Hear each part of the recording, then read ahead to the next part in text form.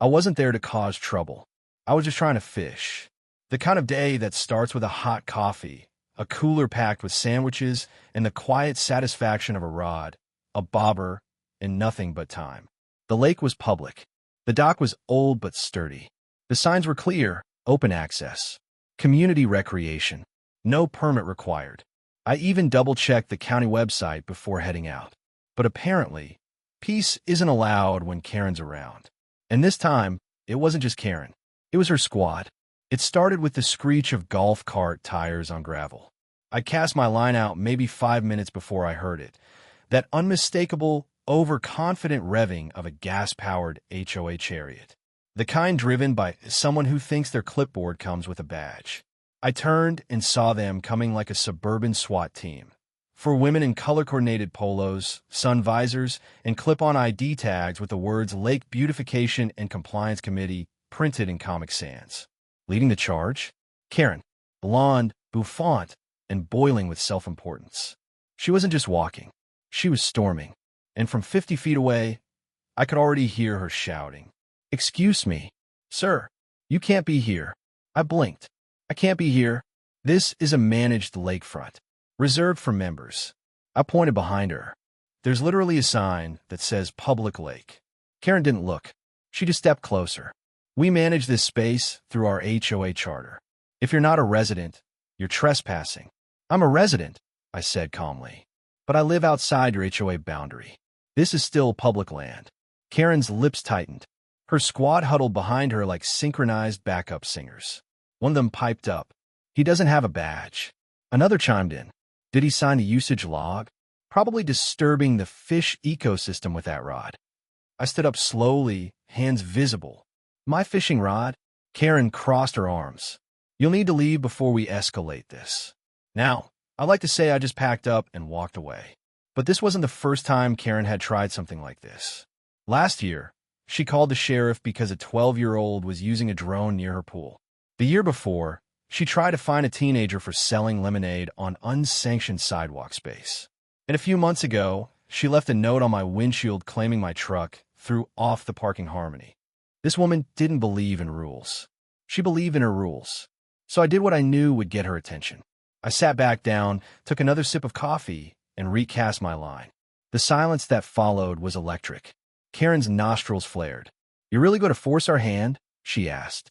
"I'm not forcing anything," I said. "You came to me." That's when things got ugly. Karen turned to one of her minions. Janet, the form. Janet, a tall woman with 3 clipboards stacked under her arm, flipped one open.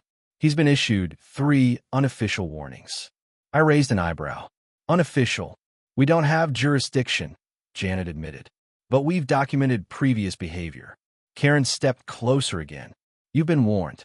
Now we're taking action." Before I could respond, she reached out and grabbed my fishing rod. "Whoa!" I stood up fast. "You do not have permission to touch my equipment. You're using this illegally. It's my personal property on public land." She yanked hard. Snap. Just like that, the fiberglass rod broke clean in 2. I stared at her, stunned. The whole dock went quiet, except for a pair of ducks nearby who fluttered off at the sound of the break. Karen froze, then said, "Well, you shouldn't have resisted." I didn't yell. I didn't raise my hands. I reached for my phone, calmly opened my camera app, and started recording. "You just destroyed personal property," I said. "That's vandalism." Karen scoffed. "You're harassing me with that phone. It's called evidence." They didn't like that. Karen tried to lunge for the phone. Bad move. I stepped back, kept the camera steady. She stopped short, realizing what she'd just done. On video. "I'm calling the sheriff," I said. "Go ahead," she barked. "They're on my side. They're on the law's side," I said. "Which isn't you right now." 10 minutes later, 2 deputies arrived.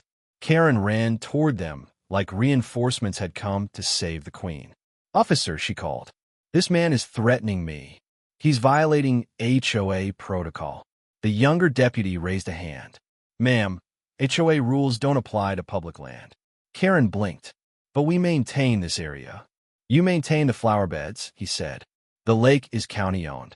I walked over and handed the older deputy my phone. Video of her breaking my fishing rod. He watched silently for 10 seconds. Is this accurate? He asked Karen. She sputtered. I was trying to de-escalate a hostile situation. By breaking property? It was symbolic. That's not how the law works. Karen was cited. I got a written incident report and the name of a liaison officer for the county HOA board. The sheriff even helped me file a small claims report on site. But the best part?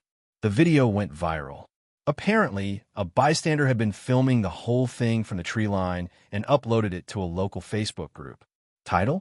Karen's fishing fiasco destroys Rod, destroys her reputation. Within 48 hours, the HOA held an emergency meeting. Karen was suspended pending community review. And me? I bought a new rod. Higher end. Titanium core. Smooth grip. I fish from the same dock every weekend now. Nobody bothers me. Except for ducks. And honestly, I can live with that.